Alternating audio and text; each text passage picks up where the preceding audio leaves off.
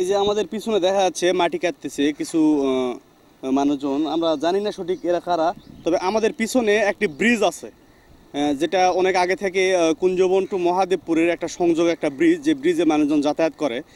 তবে আমাদের মনে হচ্ছে যে এই 5 থেকে 7 ফিট গভীর করে মাটি কাটতেছে এবং মাঝখানে মাটিতে বাধাই করছে, পানি এক সাইডে আটকাই দিছে। আমার মনে হয় এবারে যে বর্ষাটা হবে, বর্ষাতে যে পানির যে ঢল, এই ঢলে আমার মনে হয় না ব্রিজটা থাকবে। ব্রিজ তো এমনিতেই অনেক দিনের পুরনো, ব্রিজটা নড়বড়ে অবস্থা, একটা যানবাহন গেলে ব্রিজটা নড়ে পুরোটাই।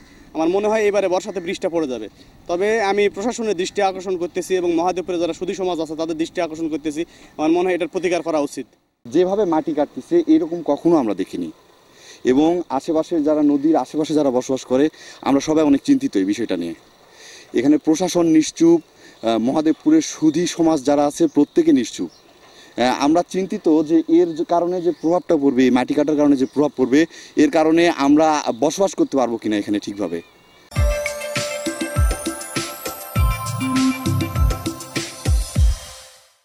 কারণ নদীতে যখন বন্যা আসে তখন তো আমরা খুব চিন্তার মধ্যে থাকি, বাঁধ নিয়ে বিশেষ করে। এবার এই বাঁধেই এক জায়গায় ভেঙে গিয়েছিল। এখন এখানে যদি পাক সৃষ্টি হয় কিংবা পানি যদি দেখা যাচ্ছে যে অনেক গতিতে এখান থেকে প্রবাহিত হয়, সেক্ষেত্রে তো আমরা বিপদের মধ্যে পড়বো যদি বাঁধ ভেঙে যায়। তো ওনারা উঠাবে বালু, কিন্তু বালু উঠায় না উঠায় ওনারা 7 ফিট থেকে 14 ফিট পর্যন্ত গভীর করে ওনারা লাল মাটি উঠাচ্ছে। এতে আমাদের এলাকার অনেক ক্ষতি হচ্ছে। ক্ষতি হওয়ার কারণে বাঁধ ভেঙে যাবে। আমরা গ্রামবাসী বাধা দিলে ওনারা আমাদের কথা শোনে না। ওনারা বড় বড় আইন দেখায়, বড় বড় যে আমরা ইজারা নিছি, আমরা হচ্ছে বালু মাটি সবই উঠাবো, কিন্তু ওনারা ওই আমাদের বলে যে না আমরা মাঠেও উঠাবো। সেক্ষেত্রে আমরা অনুরোধ করতে গেলে আমাদের অনুরোধের কথা কেউ শোনে না।